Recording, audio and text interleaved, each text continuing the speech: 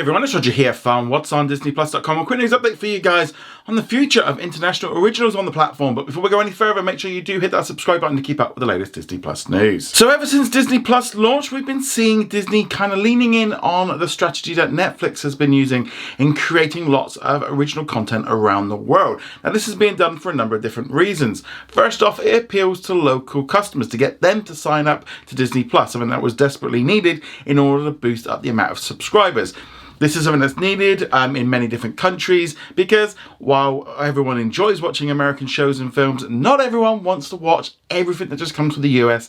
They want to see stories that reflect their lives, and local content is a way of doing that.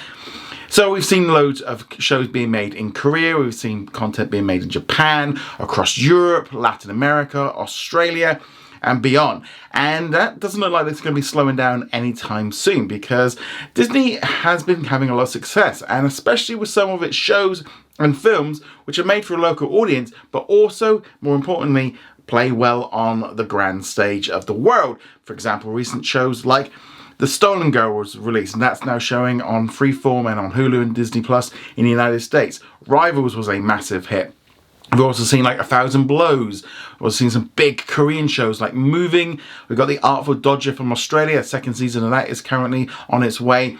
And yeah, we're just seeing more and more of this content being released because, as I said, you know, if you're in a different country outside of the US, you don't want a streaming service just to be full of American content. You want to have a little bit of variety, and you want to be able to see yourself reflected in those stories. And these is why we see all of these different originals. It also just bulks out the streaming service with more content, more ways for them to make money in terms of advertising, and just the idea that you've got more choice. And I do think we've seen sort of Disney ride up and have a lot more originals. Things seem to be slowing down. We're seeing this across the world as they're kind of pulling back on the amount of content they're producing.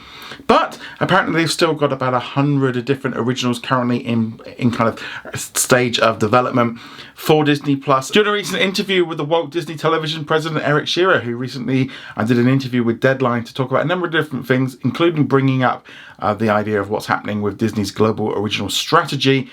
He said that they restructured the program about 2 years ago and now put everything into one. Originally what was happening was every country was kind of doing its own little thing. Now everything has been brought together. A lot of this has come around since Bob Iger returned, and bringing it all within sort of system, and also therefore they can plan things a little bit more. I think this is why we're starting to see some of like the British shows, etc., being used much more prominently in the United States, and that's definitely a good thing. He said at the time, 2 years ago, we were producing over 140 shows around the world, and now we're producing about 100 shows around the world for Disney Plus, all in their local languages in 25 different countries. It's fascinating to see the creativity that has come to fruition around the world and to help support that. We have teams in all these markets which are producing shows that are selecting and developing shows to commission for their audiences. Our strategy is very unique, I think, in the marketplace, which is we have global brands and global IP that travel around the world. We have Star Wars, Marvel, Disney branded, Pixar, FX, Hulu originals, and ABC shows. These shows travel around the world and are known really well.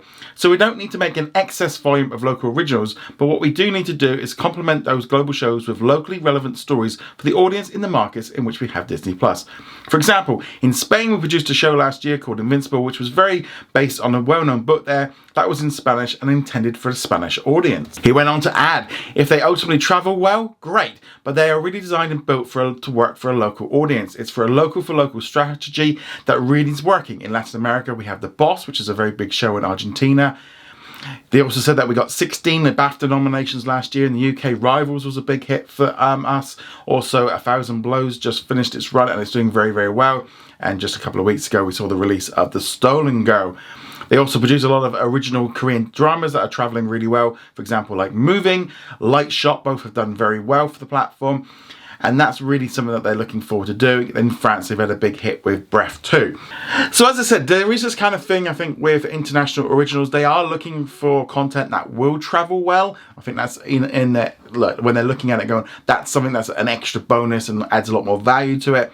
But again, these shows are being put out to attract the local audience, to get them to sign up to Disney Plus that maybe aren't going to be inspired by big American shows, and that is the key thing. And I'm hoping, like with 100 shows being made a year, That's not a huge amount when you think about it. If it's in 25 different countries, that's literally like 4 shows each for each country, so not a lot. And I definitely feel some countries are getting much more than that. Japan, Korea, and like the UK definitely are much more than that.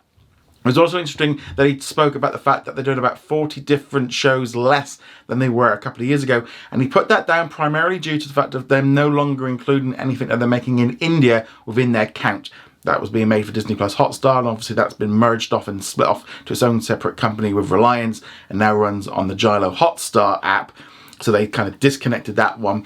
But 100 different originals currently in development for Disney Plus. It sounds great. I hope that's still the number and they're not still including that number from like 3-4 years ago, and most of them have already been released. There's also lots of other advantages for Disney to be making local content. Some of it as well allows them to comply with local rules and quotas about actually making content, because one of the big issues around the world is that many of the countries do not want just America just coming in, just dropping off all of its movies and shows, and all of our stuff disappears. They want to have, you know, our stories and our local people also being employed, and kind of using quota systems and finance systems in a way to keep local produce being made is important, and it is a selling point and a way of kind of keeping in sort of check with the local governments. You know, if they turn around and all it is American imports, yeah, the streaming services are going to struggle then, you know, if they start, you know, getting asked for levies or other things like that. It's going to be much harder for them to do. But if they're making local content, they can use that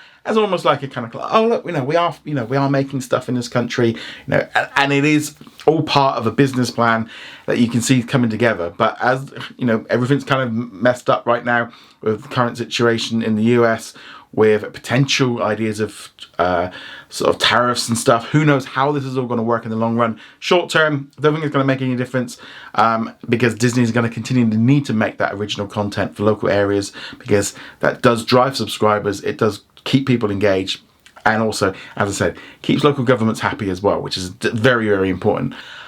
As I said, I like having original content on there. I like seeing more British content. Obviously, there's a whole thing going on right now in Hollywood with the amount of international content. But generally, these originals, again, they are being made here in different countries around the world for a different audience.